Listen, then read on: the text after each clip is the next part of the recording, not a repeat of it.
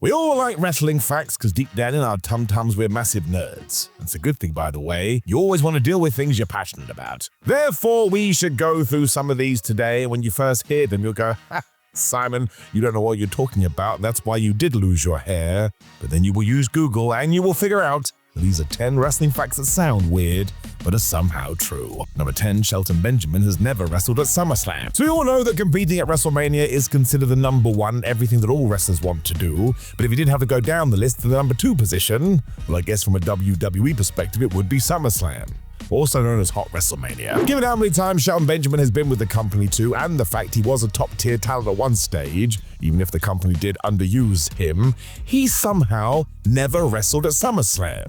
What makes this even more crazy is that as I've been talking to you, he made 8 WrestleMania appearances, and doesn't that just sum it up? I don't think WWE ever allowed him to have proper momentum. There are some other trivia parts to this as well, because until 2024, Nia Jax also hadn't experienced the heat of the SummerSlam, so let's not do this again.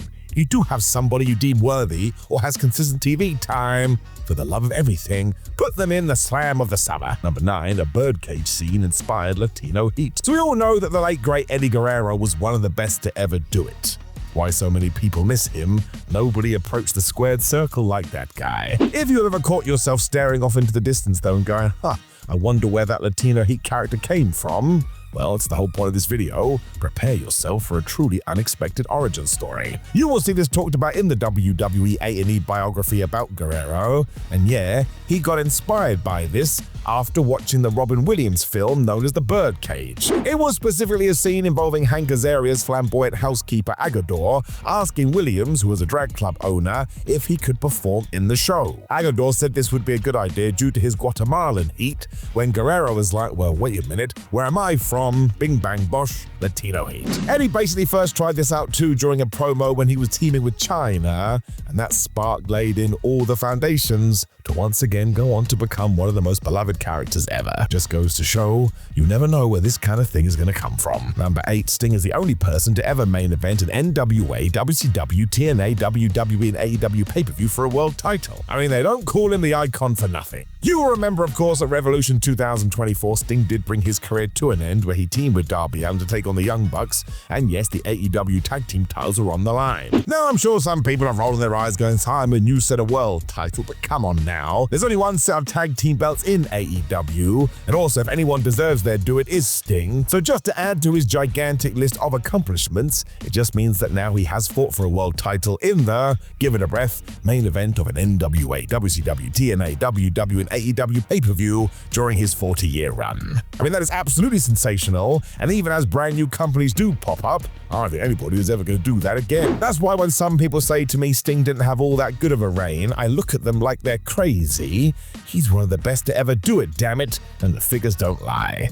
Number 7, Dustin Rhodes and Rey Mysterio have wrestled in 5 different decades. Now listen, as we have just talked about, Sting has retired, but it still meant before he hung them up, he was part of a rather special club. Because with Steve Borden making his debut back in 1985, that meant the icon had been doing his thing across 5 decades by the time he had retired. And given that we have now moved on from him saying goodbye, there are only 2 active performers across WWE and AEW who can say the same thing. One of these, of course, is Dustin Rhodes, who says he wants to continue on as well because he's an absolute beast, and even in a recent chat with Sports Illustrated, he basically wants to go until the wheels fall off. He first locked up though back in 1988, so he gets to appear in this too, as does Rey Mysterio, who just sneaks in there because he made his debut in 1989, and get this, he was just 14 years old. He's still basically going strong on TV today. You can also throw Maven in there, though he's already competed 3 times in the 2020s, although no one comes close to the late great Terry Funk.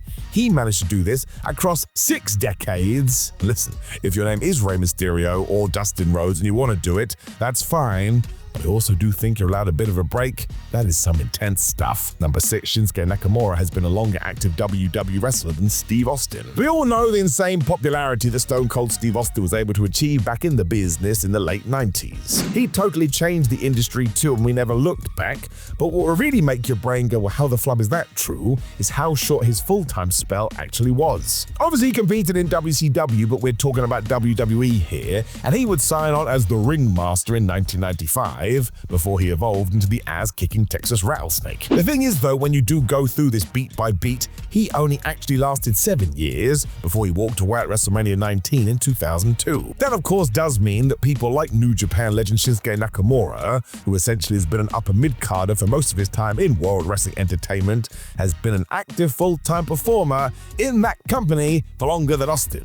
Believe you me, if you ask for iconic people from WWE, you're gonna say Steve before you say Shin. As I am talking to you, it's been 9 years, which is totally terrifying. And do you know who else would be in this list? Finn Balor, Pete Dunne, and AJ Styles.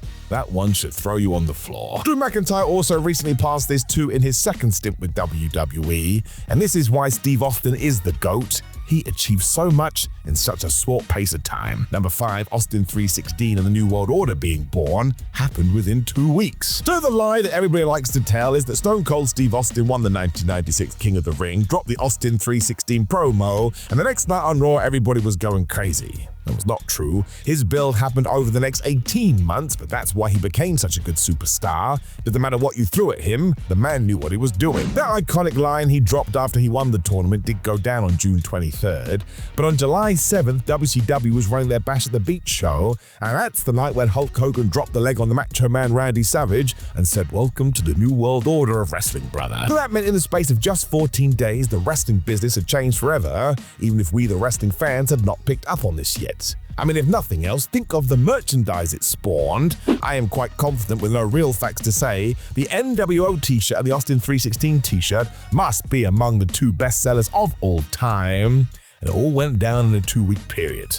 It's like waiting for buses, you're there all day, and here come 9. Number 4, the WWE has been the WWE longer than it was the WWF. So this one should make you feel sick. As I am talking to you, it only happened a few weeks ago, but the WWF, when it was known as the WWF, was now the WWF for a shorter time. The WWE was WWE. That's a terrible way for me to explain it, but once again, my brain can't comprehend it. Because it has been a whopping 22 years since the company got the F out and became WWE. And given that the WWF became the WWF in 1979, well, you can do the maths. So if you are of a certain age, you gotta let it go, man. It is the Fed no more, and it will always be the E. If you can't hear, I'm now crying into my cornflakes. Number 3, WrestleMania 3 was the last time Hulk Hogan successfully defended a world title on WWE pay-per-view. I mean, that probably does make sense, but let's not forget after WrestleMania 3, Hulkamania was still running wild for a good old time. So I suppose in many ways, maybe it was the swan song. That is not true at all. But yes, just to reiterate that, after successfully defending this title on pay-per-view at WrestleMania 3, when he defeated Andre the Giant, he would never do this again. So basically, if you need it summed up in a different way, every time the Hulkster tried to defend that strap on a WWE pay-per-view in the years that followed, he always lost. Then there was the Ultimate Warrior, The Undertaker, Yokozuna, and The Undertaker again during his return run in 2002. He would walk in as the champ, sure, but he never left with that shiny gold, which begs the question how the hell WWE did pull this off. I mean, we all know how Hogan works. Brother. Now, a huge asterisk here is that there were way less pay-per-views on the WWE calendar back in the day, and of course, after he returned in 2002, well, that run was always going to be short-lived for obvious reasons. We also should mention that, of course, he won the belt at WrestleMania 5, WrestleMania 7, and WrestleMania 9, which is still one of the worst WrestleManias in history, but still, I bet if you just told that sentence to anybody else, they wouldn't believe you, but it is true.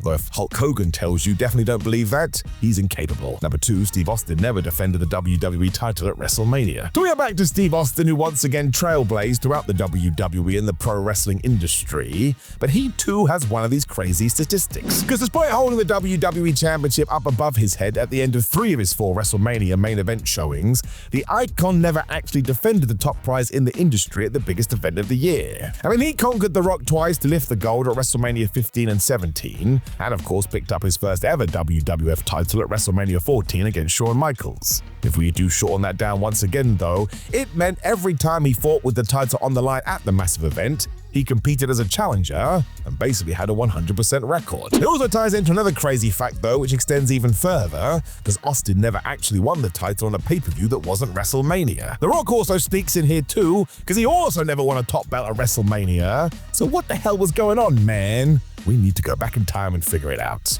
Number 1, Jeff Hardy has never actually won a TLC match. I mean, if you went up to a random wrestling fan and said the words tables, ladders, and chairs, 1, they're gonna know what you're talking about, and 2, I bet they assumed that at least on one occasion Jeff Hardy was victorious in such a match. He was not. It doesn't really matter because really everything that the Hardys, Edge and Christian and the Dudleys did at WrestleMania 17 will live forever.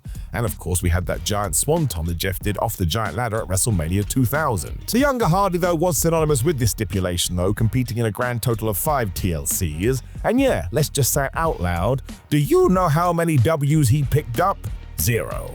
So he broke his body and we didn't even reward him. Now if you need to rectify this, you can be a huge nerd and go through Cage Match and see that he did win a fair amount of ladder matches, and of course he picked up the odd tables win too. But when you took those elements and added chairs to it like you were doing a Scott Steiner promo, Jeff Hardy was never booked to win one.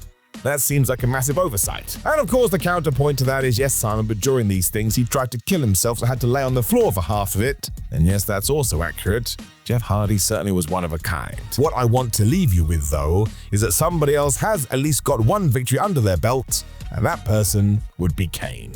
Wrestling is totally screwed up. Know of any other random facts that nobody would believe to be true about WWE? Well, make sure you drop me a comment below. Before you like the video, share the video, and subscribe. You can also click the video on the screen to get even more information, but otherwise, my friends, I appreciate you, and I will talk to you again very, very soon.